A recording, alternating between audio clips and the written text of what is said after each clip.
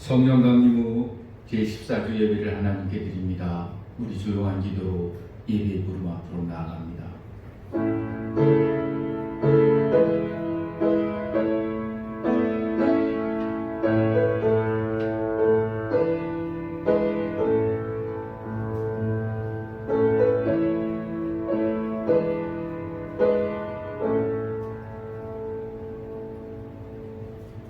여호와께서 애굽 사람들에게 재앙을 내리려고 지나가실 때 문인방과 좌우 문설주의 피를 보시면 여호와께서 그 문을 넘으시고 멸하는 자에게 너희 집에 들어가서 너희를 치지 못하게 하실 것이니라. 너희는 이를 규례로 삼아 너희와 너희 자손이 영원히 지킬 것이니. 아멘. 우리 찬송가 15장 부르신 다음에 이정원 권사님 기도해 주시겠습니다.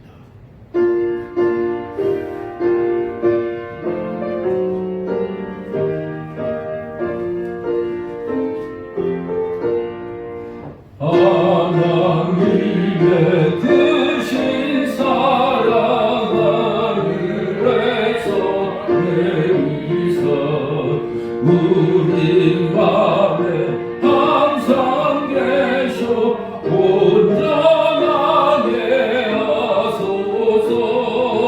우리 주는 자비하사 사랑 무한하시니 두려워서 떠는 자를 구원하여 주소서. 걱정 근심 많은 자를 성령 감화하시며 복과 은혜 사랑받아 평안하게 하소서. 처음과 끝이 되실 주님 항상 인도하시소. 나의 유혹받는 것을 속히 끊게 하소서. 전능하신 아버지여 주의 능력 주시고 우리 맘에 임하셔서 떠나가지 마소서. 주께 영광 항상 돌려 천사처럼 섬기며 주의 사랑 영원토록 찬송하게 하소서. 우리들이 거듭나서 흠이 없게 하시고 주의 크신 구원받아 온전하게 하소서. 영광에서 영광으로 천국까지 이르러 크신 사랑 감격하여 경배하게 하소서. 아멘.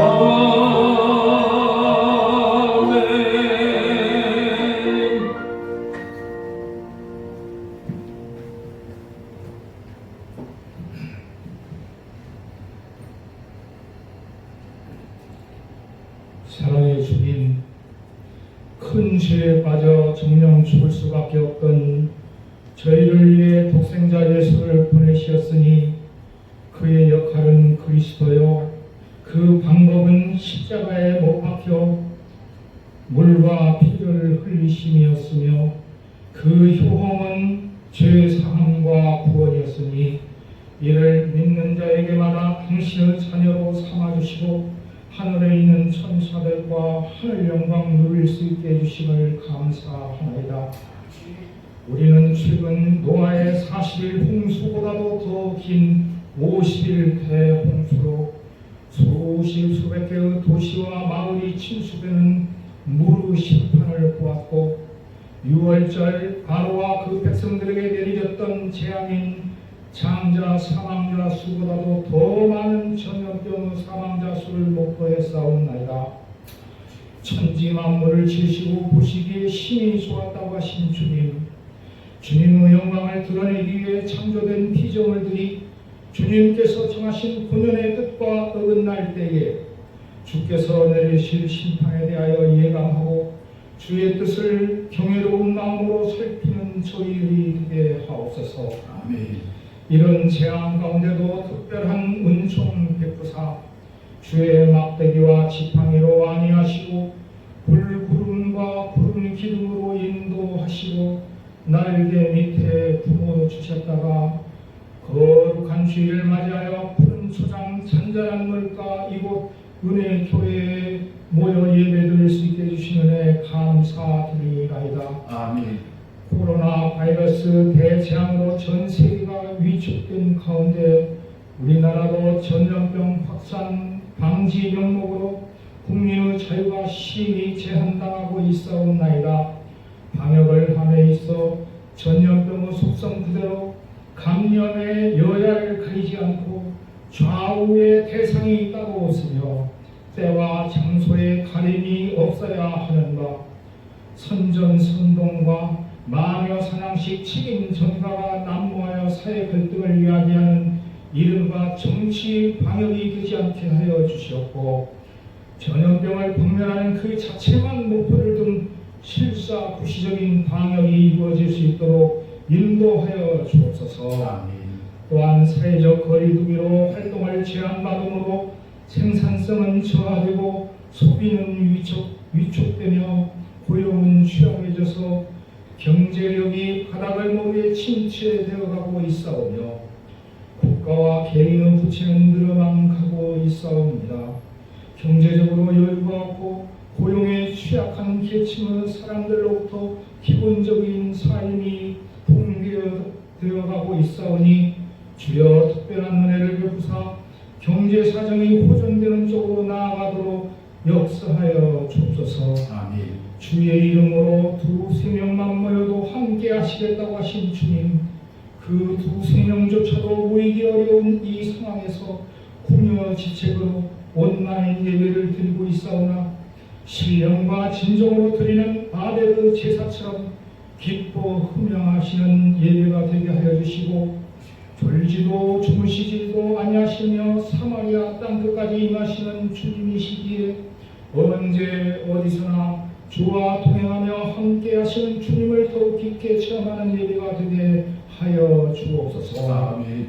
목사님께 말씀의 힘을 주시고 그 말씀의 씨앗이 성도의 마음 받고 토에 떨어져 30배, 60배, 100배의 결실을 거둘 수 있게 하옵소서. 아멘. 모든 말씀을 주 예수님의 이름으로 기도해 싸움나이다.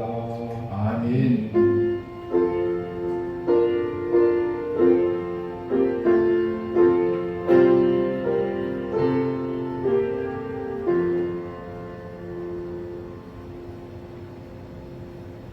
봉독할 성경 말씀은 로마서 13장 1절로 3절의 말씀입니다. 로마서 13장 1절로 3절의 말씀입니다. 각 사람은 위에 있는 권세들에게 복종하라. 권세는 하나님으로부터 나지 않음이 없나니 모든 권세는 다 하나님께서 정하신 바라. 그러므로 권세를 거스리는 자는 하나님의 명령을 거스름이니 거스리는 자들은 심판을 자취하리라. 다스리는 자들은 선한 일에 대하여 두려움이 되지 않고 악한 일에 대하여 되나니 내가 권세를 두려워하지 아니하려느냐. 선을 행하라. 그리하면 그에게 칭찬을 받으리라. 아멘.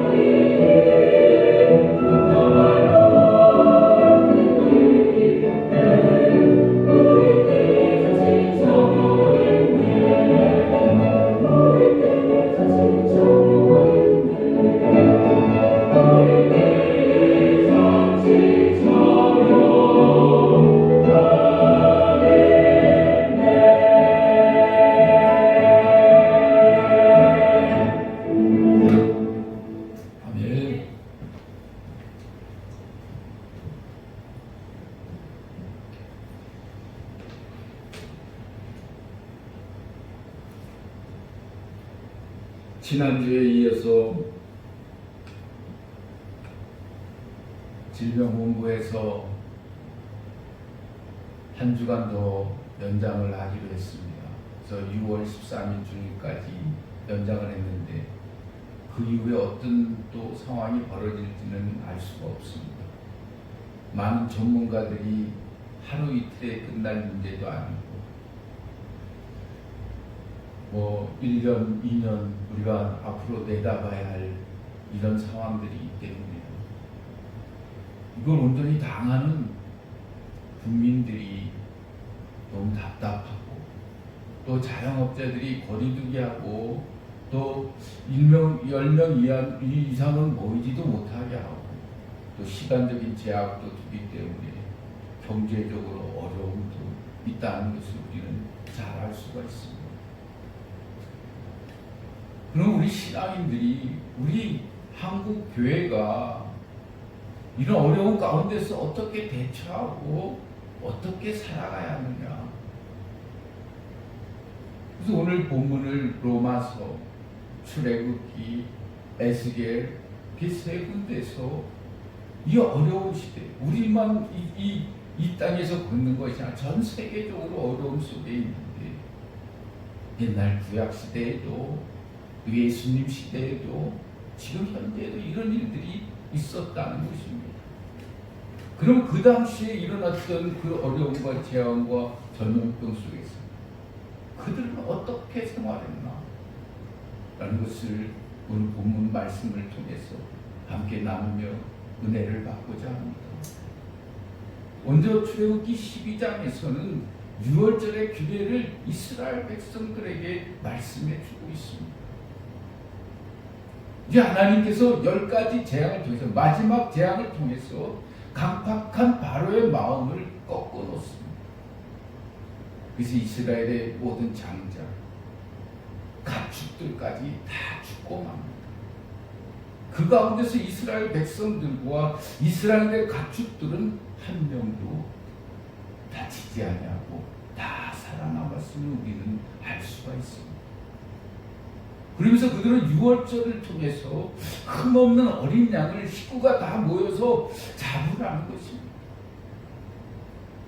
그 고기와 내장은 우리가 먹고 또 피는 먹지 말고 누룩을 들어간 유교병을 먹지 말고 무교병을 먹으라고 말하고 있습니다. 그래서 쓴 나무를 먹으라고 이야기합니다. 그것은 440년간의 그런 노예의 고난을 잊지 말라는 것입니다. 그래서 쓴 나무를 먹는다는 것입니다. 그리고 그들은 출애굽하기 위해서 어떻게 합니까? 허리에 띠를 띠고 신발을 신고 지팡이를 짚고 준비하고 있는 것입니다. 그때 이 모든 규례와 율례를 하나님이 지켜 행할 것이라고 잘 지키라고 말하고 있는 겁니다. 내 자손들이 지킬 것을 말씀하고 있는 것입니다. 이 어려운 시기에 하나님이 그들을 구원해 주셨듯이 이 시대를 살아가는 우리들에게도 하나님께서 지혜도 주시고 또 하나님이 저희들을 보호해 주시고 인도해 주셔서 어떤 어려움과 역경 가운데서도 우리는 승리할 수 있다는 것입니다. 왜? 늘 예수 그리스도의 보혈의 피로 씻음을 받은 사람들이기 때문에 어린 양이 피가 그 문석주에 말라진 것을 보고 죽음의 사자가 넘어갔듯이 우리 예수 그리스도의 보혈의 피로 구원을 받은 생명을 얻은 이 시대를 살아가는 우리들은 하나님의 보호와 주님의 능력으로 은혜로 살아갈 수 있다는 것입니다. 견딜 수 있다는 것입니다. 그래서 쓴 나무를 먹고 그 고난을 기억했듯이 지금 당하는 우리 코로나19의 어려운 가운데서도 우리가 하나님만 바라고 하나님 앞에서 말씀대로 실천하며 살자는 것입니다. 그래야만 우리가 열매를 맺을 수 있다는 것입니다. 예수 그리스도 이전에 구약에서 복음의 진리를 가장 잘 설명한 것이 이 6월절입니다. 유월절 양은 어린 양 가운데 힘없고 일련된 수컷이어야 했다고 그랬습니다. 병들었거나 온전치 못한 것은 결코 유월절 어린 양이 될 수가 없습니다. 이것은 무엇을 의미합니까? 어린 양과 같은 예수 그리스도의 보혈이 있는 곳에 구원의 길이 있기 때문입니다. 그 길은 생명의 길이라는 것입니다. 그래서 여러분의 심령의 문설주에 예수 그리스도의 피가 묻어있기를 바라는 것입니다. 여러분들의 가정의 자녀들과 자손들의 심령의 문설주에 예수 그리스도의 보혈의 피가 묻어있기를 바라는 것입니다. 그렇지 않으면 죽음의 사자가 들어와 우리는 죽을 수밖에 없다는 것입니다. 유효용을 먹는 자는 이스라엘에서 끊쳐지리라고 말씀하셨습니다. 그렇게 경고하셨습니다. 이스라엘에서 끊쳐진다는 것은 곧 영육간의 죽음을 의미하고 있는 것입니다. 물론 우리가 믿음으로 구원을 받았지만 그 믿음에는 필수적으로 동반하는 행위가 있어야 한다는 것입니다. 하나님의 말씀. 그렇게 그런 행위를 통해서 우리는 살아갈 수가 있다는 것입니다. 죄에서 떠난 거룩한 삶이 반드시 따라야 한다는 것입니다. 예수 그리스도의 구속의 은총으로 말미암아 죄와 사망에서 구원을 받는 성도는 정녕 자신을 죄로부터 철저하게 구별함으로써 살아가야 한다는 것입니다.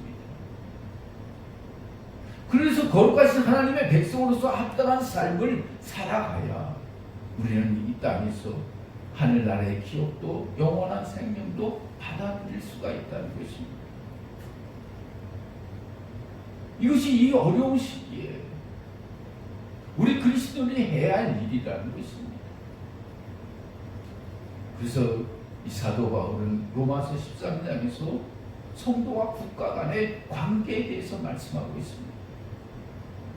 이 유월절 사건이 이스라엘 백성들에게만 일어났던 일이 아니라 이 시대를 살아가는 우리들에도 하나님이 주신 말씀이라고 이 사도 바울은 말하고 있는 것입니다. 깨어 있으라는 것입니다. 구원의 때가 온다는 것입니다. 그래서 우리가 어두움에서 우리의 일상에서 예수 그리스도의 옷을 입고 살아갈 것을 사도 바울은 우리는 말씀해 주고 있습니다. 왜? 우리는 빛의 자녀이기 때문에. 어둠을 쫓아 사는 것이 아니라 빛의 자녀인 우리들이 예수 그리스도의 옷을 입고 살아가야 한다는 것입니다.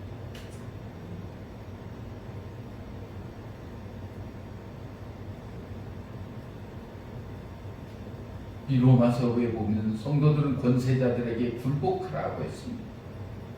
이 권세는 하나님께로부터 났다고 했습니다. 권세자는 나보다 위에 있는 권세자 통치자를 말하는데 우리는 나보다 위에 있는 사람에게 복종해야 한다는 것입니다. 하나님께서 정하신 질서 유지 방법이기 때문에 우리는 그 말씀에 순종해야 한다고 사도 바울은 말하고 있습니다. 하나님께서 정하신 모든 인간관계를 보면 우리가 왜 권세자들에게 복종해야 하는지를 알 수가 있습니다. 자녀들아 너희 부모를 주 안에서 순종하라 라고 말씀하셨습니다. 아내들이여 남편에게 복종하라 말씀하셨습니다. 종들아 너희 상전에게 복종하라 라고 말씀하셨습니다. 이 모든 말씀들은 아름다운 세상의 질서를 유지하기 위해서 정하신 방법이라는 것입니다. 그러므로 질서 유지 측면에서 이 말씀을 우리는 이해해야 한다는 것입니다. 신학에서는 두 가지로 구별하는데 하나는 하나님이 본래 원하고 의도하셨던 최선의 뜻이 있었고 또 하나는 하나님이 본래 원하시고 의도하셨던 것은 아니지만 허용하신 뜻이 있다는 것입니다. 하나님은 우리가 최선의 뜻을 따라서 살기를 원하시지만 때로는 최선이 아님에도 불구하고 궁극적으로 유익을 가져올 것을 아시고 허용하시는 경우가 있다는 것입니다. 그래서 로마서 13장 2절에 보면 권세를 거스르는 자는 하나님의 명을 거스림이니 거스리는 자들은 심판을 자취하리라라고 말씀하고 있는 것입니다. 결국 하나님은 모든 권세자들이 하나님의 사역자들이라고 말합니다.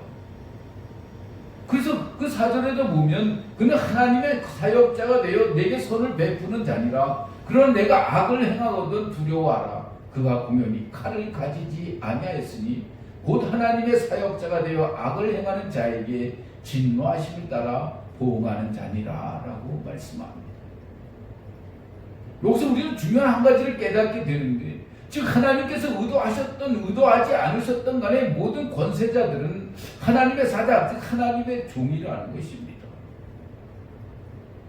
궁극적으로 선을 이루기 위해서 하나님이 세우셨으니 우리는 그들의 권세 앞에 복종해야 한다는 것입니다.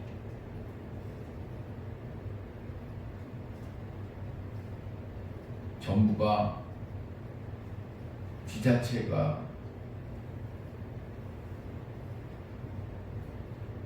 거리두기를 이야기하고 마스크를 쓰라고 하고 비대면 예배를 드리라고 하고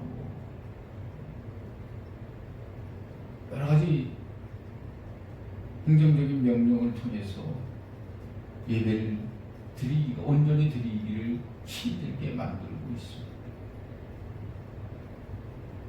그러나 우리는 협력해야 한다는 것입니다. 질서를 위해서.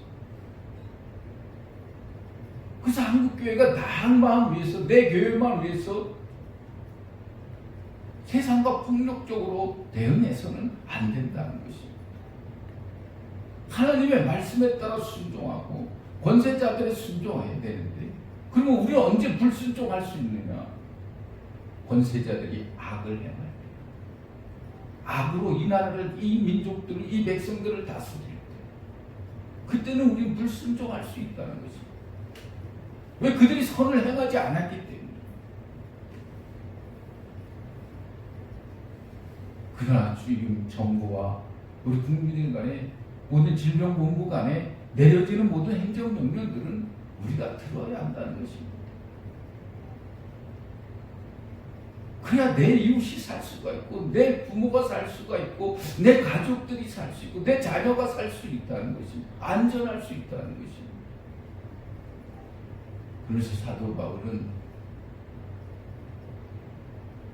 의무를 다하라고 그랬어요.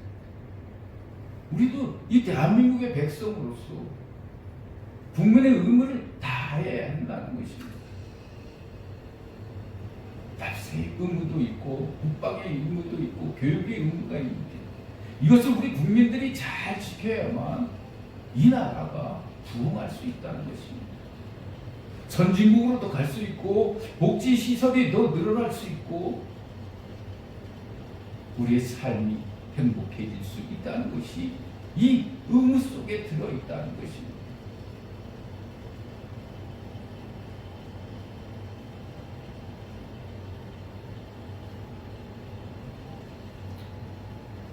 그래서 기독교 윤리에 있어서 가장 중요한 정신은 목적은 수단을 정당화할 수 없다는 사실입니다.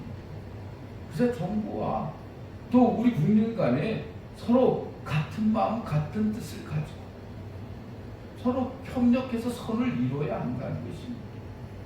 나에게 압박을, 핍박을, 피해를 주기 위해서 우리 교회가 그런 핍박을 받으라고 그렇게 하는 것이 아니기 때문에 우리는 정부의 정책에 순종해야 한다는 것입니다. 그 때를 기다리는 겁니다. 분명히 하나님의 때가 있다는 것을 우리는 알아야 한다는 것입니다. 구원의 때가 있다는 것입니다. 그래서 우리 신앙인들이, 빛의 자녀들이 늘 깨어 있어야 된다는 것. 어둠 속에 속해 있지 않아요. 늘 빛의 자녀로서 예수 그리스도의 옷을 입고 우리의 삶 속으로 들어가야 한다는 것. 흩어져야 한다는 것입니다. 내 삶을 통해서 그들에게 칭찬받을 수 있어야 한다는 것입니다. 그렇지 않으면 세상 사람들이 욕을 하는 겁니다. 교회가 그래요. 예수 믿는 사람들이 그래요. 그래서 교회 다니는 사람은 출입금지 한다고 썩어지기도 하는 겁니다. 왜? 우리가 말씀대로 살지 못했기 때문에. 그렇게 그 행실을 드러내지 못했기 때문에 이런 어려움을 당하고 있는 것입니다.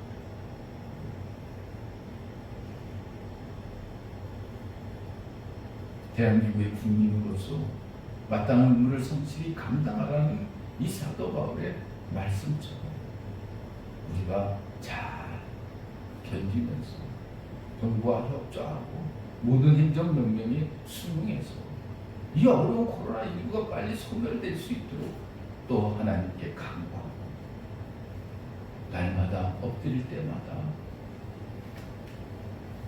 우리 은혜의 교회가 우리 사랑하는 성도들이 하나님 앞에 간구하는 모든 것 응답되어지는 놀라운 역사가 나타나기를 주님의 이름으로 축원합니다. 우리는 하나님께 대한 의무와 국가에 대한 의무를 다하는 책임적인 그리스도인이 되어야 한다는 것입니다. 그래야 교회가 다시 세워질 수 있고 우리 신앙인들이 다시 설 수 있다는 것입니다.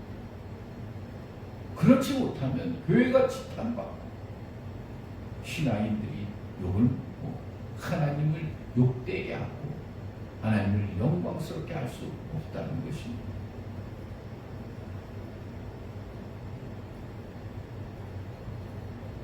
그래서 늘 우리는 하나님 앞에서 늘 하나님을 섬기고 말씀대로 믿음대로 그런 행함을 통해서 성령의 아름다운 열매를 맺어가 저와 여러분들이 되시기를 주님의 이름으로 축원합니다.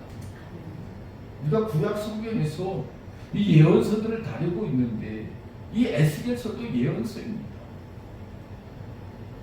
이 에스겔서의 내용을 보면 그 대부분 하나같이 하나님의 뜻대로 살지 않는 이스라엘에게 내린 재앙을 이야기하고 있는 것입니다. 그래서 선지자들이 이스라엘 백성들에게 회개하고 돌아오고 그러나 그들은 하나님의 말을 경청하지 아니하고 불순종했다는 것입니다. 돌아오지 않았다는 것입니다. 자기 좋은 대로 오는 소견대로 자기 뜻대로 살았다는 것입니다. 그래서 에스겔서의 핵심은 한마디로 말하면 절망입니다. 멸망시키겠다는 것입니다. 하나님. 그런데 또 에스겔서는 희망도 주고 있습니다. 처참하게 유다가 망하는 그 가운데서도 하나님께서 어떻게 다시 남은 자들을 회복시킬 것인가 하는 것을 말씀하고 있습니다. 신기하게도 예수님이 오신 이유에 대한 얘기, 즉 성령님에 대한 예언, 그리고 성전과 예배가 회복될 것에 대한 예언을 말씀하고 있습니다. 다시 말해서 에스겔서는 예수님께서 온 이후에 이 땅에 펼쳐질 하나님 나라를 예언하고 있다고 우리는 볼 수가 있습니다. 이 신앙적인 메시지가 바로 에스겔서 33장에 기록되어져 있습니다. 에스겔 33장 21절에 보면 우리가 사로잡힌 12째 달 다섯째 날에 예루살렘을 또 도망해 온 자가 내게 나와 말하기 그 성이 함락되었다 하였는데 이스라엘이 완전히 멸망한 순간을 그 도망자가 와서 이야기하고 있는 것입니다. 에스겔 선지자의 말씀대로 이스라엘이 멸망하게 되었다는 것, 예루살렘 성전이 망했다는 것입니다. 유다가 망했다는 것입니다.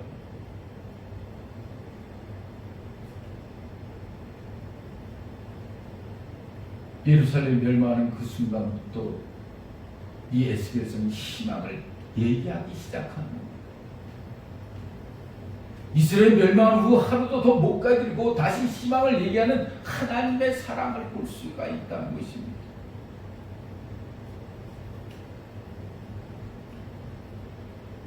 그래서 이 에스겔 33장에서 48장까지는 그 날에 대한 희망적인 그림을 이 에스겔 선지자를 통해서 그려주고 있는 것입니다.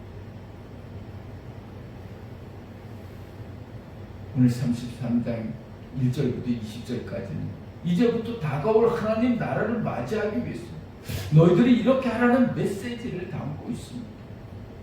그러므로 우리 그리스도는 누구나 파수꾼의 삶을 살아야 된다는 것입니다. 늘 하나님의 말씀을 듣고 보고 전해야 된다는 것입니다. 그래서 우리는 이 어려운 시기, 고난의 시대에 흩어져서 모이지 말라고 흩어져서 우리의 삶 속에서 그리스도의 복음을 증거해야 된다는 것입니다. 내가 전에도 저들이 듣지 아니하고 예수를 믿지 않는 것은 내 책임이 아니라는 것입니다.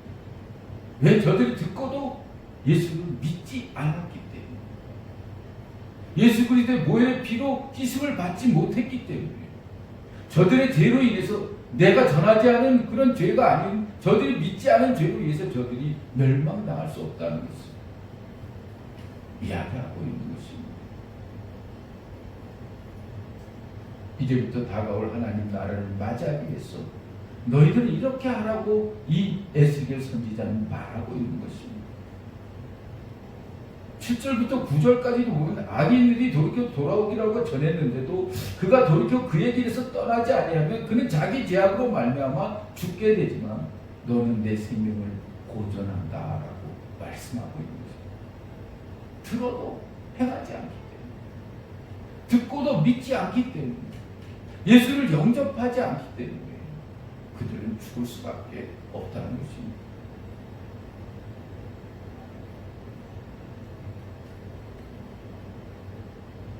우리가 전도할 때 하나님께서 내게 전도에 성공했느냐 안 했느냐는 것을 묻지 않는다는 것입니다. 그냥 생활 가운데서 전도하는 삶을 살았느냐 하는 것을 보신다는 것입니다. 그래서 내 삶이 중요하다는 거예요. 예배도 중요하고 모든 것이 다 중요하지만 내 삶 속에서 내가 어떻게 사느냐, 저들의 세상 사람들이 어떤 유익을 주고 어떤 영향을 미치며 내가 살아가는 거예요.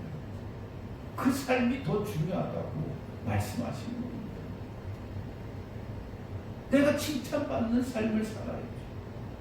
우리 그리스도인들이 세상 사람들에게 잘했다 칭찬받는 삶을 살아야지 한 명이라도 구원받을 수 있다는 것입니다. 내가 잘못 살면 세상 사람을 구원할 수가 없다는 것입니다.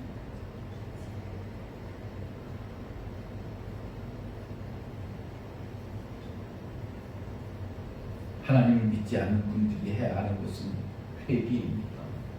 그리고 복음을 받아들이는 것입니다. 그러기 위해서는 내가 그렇게 살아야 된다는 것입니다. 그들을 위해서.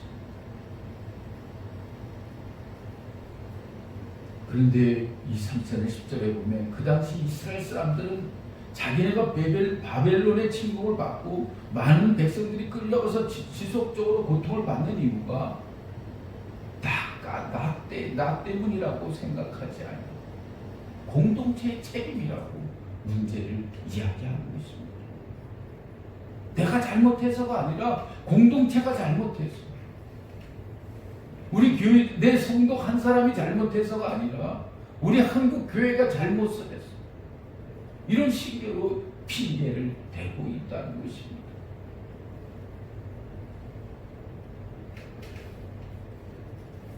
우리도 그렇게 말할 때가 있습니다. 내 잘못이 아니고 우리 조상들이 이제껏 저질러 놓은 죄 때문이고 이스라엘 민족 전체의 죄 때문에 내가 이런 고통을 겪는 것이고 그 죄에 짓눌려서 죽어가고 있다고 우리도 불평할 수 있습니다. 남 핑계댈 수 있습니다. 그러나 나 한 사람이 어쩐다 해도 소용이 있겠습니까? 그렇게 말해서 자포자기하는 마음을 갖고 있기 때문에 돌이키지 못했다는 것입니다. 그런 핑계다는 삶을 살아왔기 때문에 세상들이 말씀을 들었지만은 돌이키지 못했다는 것입니다. 저들도 저렇게 사는데, 저들도 조상 탓하고 자기 탓하지 않고 남의 탓하고 사는데 세상 사람들이 말씀을 듣고도 돌이키지 않는다는 것입니다. 내가 잘못 살기 때문에.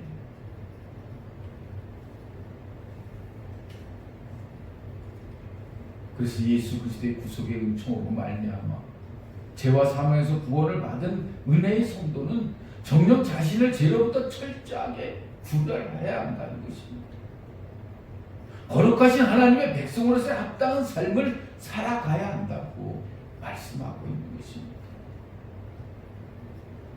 그래야만 하늘나라의 기업도 영원한 생명도 받을 수 있습니다. 오늘 복음은 우리들에게 말씀해 주고 있습니다. 이것이 바로 우리 은혜의 성도들이 우리 세상 나의 삶 속에서 그렇게 살아가야 할 말씀이라는 것입니다. 우리는 하나님께 대한 의무와 국가에 대한 의무를 다하는 책임적인 그런 그리스도인이 되라고 오늘 교훈을 주셨습니다. 하나님은 질서의 하나님이십니다. 세상에서 또 사회와 국가에서도 질서가 있듯이 교회도 질서를 따라 하나님을 경외하고 섬기고 하나님의 영광을 위해서 우리가 하나님 앞에서 말씀대로 순종하고 그 뜻을 이뤄가야 한다는 것입니다. 아버지 뜻이 하늘에서 이루고 같이 이 땅에서 이루어지기 위해서 우리는 같은 생각을 하고 같은 마음을 가지고 서로 협력하여 아름다운 선을 이루어 나가야 한다는 것입니다.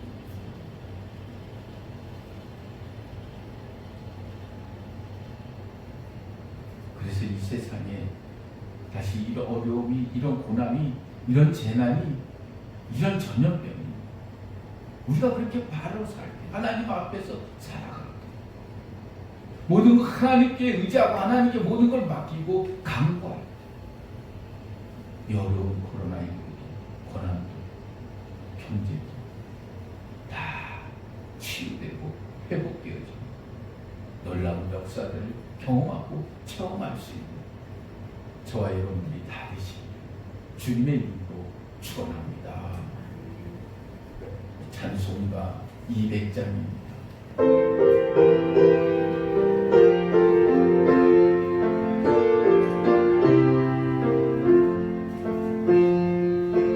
달고 묘한 그 말씀 생명의 말씀 귀한 그 말씀 진실로 생명의 말씀이 나의 길과 믿음 밝히 보여주니 아름답고 귀한 말씀 생명샘이로다.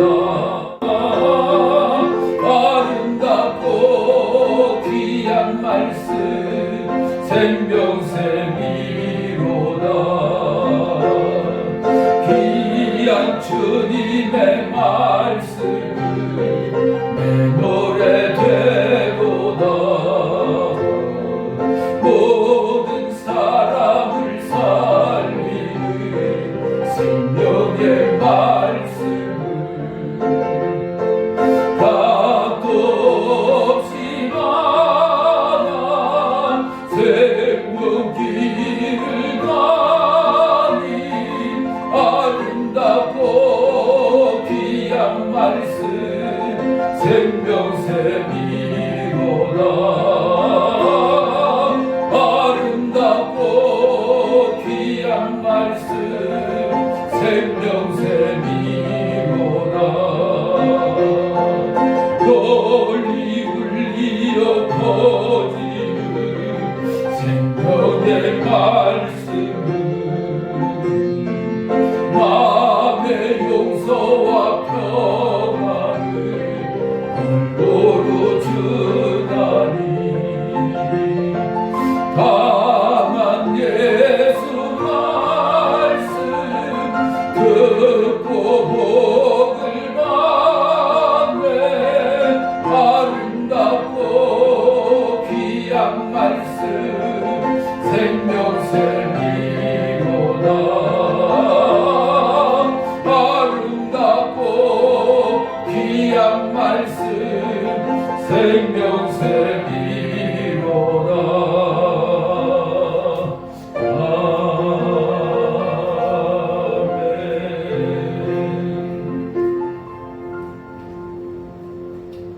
사랑의 하나님 감사합니다.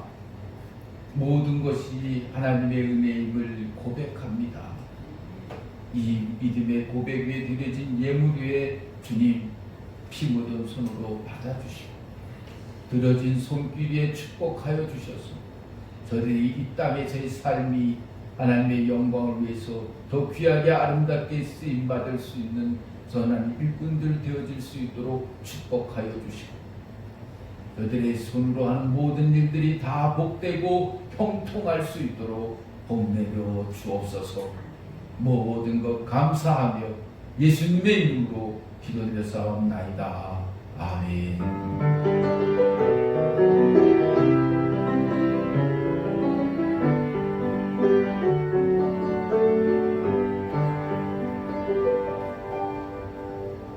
광고는 주거를 참조하시고요. 오늘 말씀대로 우리가 정부에서 하라는 대로 마스크 잘 쓰고 거리두기 하고 손발 깨끗이 씻고 그런 비대면 예배를 통해서 우리가 정말 하나님 앞에서 늘 말씀대로 순종하고 아름다운 열매를 내지 강구할 때마다 드시고 응답하여 주셔서 이 코로나19가 빨리 소멸되어질 수 있도록 늘 엎드려 기도할 때마다 간절히 기도해 주시기를 다시 한번 부탁을 드립니다. 다른 말씀 없으시면 다 일어나셔서 오늘 이 하루도 1절만 찬양합니다.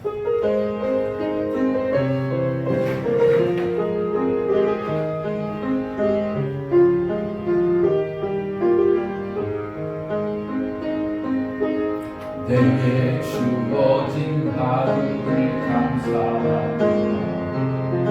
내게 또 하루를 허락하시니 이 하루도 헛되이 보내지 않으며 살기 원합니다. 이런 은총 받을 만한 자격 없지만 주의 인자하심이 믿음으로 이 하루도 내게 주어졌음이나요 감사드립니다. 이 하루도 정직하게 하소서. 이 하루도 친절하게 하소서. 모든 사람들에게 자비를 베풀게 하소서. 이 하루도 유하게 하소서. 이 하루도 겸손하게 하소서. 우리 마음을 지치게 만드는 이들에게 용서를 베풀게 하소서. 행복을 빌게 하소서. 축복을 베풀게 하소서.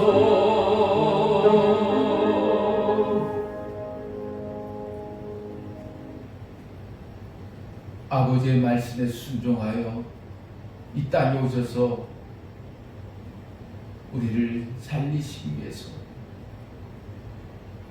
물과 비를 아낌없이 흘려주신 예수 그리스도의 은혜와 그 아들을 사랑하는 아들을 보내주시기까지 우리를 사랑하셨던 하나님의 지금까지 사랑하시고 늘 성령을 통해서 우리가 성령 충만한 삶을 통해 이 땅에서 늘 감화받고 감동받아 하나님의 말씀대로 순종하며 믿음대로 살기로 다짐하고 나아가 우리 은혜의 모든 성도들 머리 위에 지금부터 영원까지 함께 하시기를 간절히 축원하옵나이다.